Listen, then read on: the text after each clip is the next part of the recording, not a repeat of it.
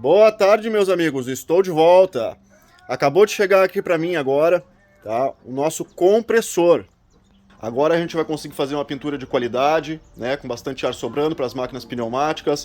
O nosso compressor da Motomil, 175 litros, 3 HP.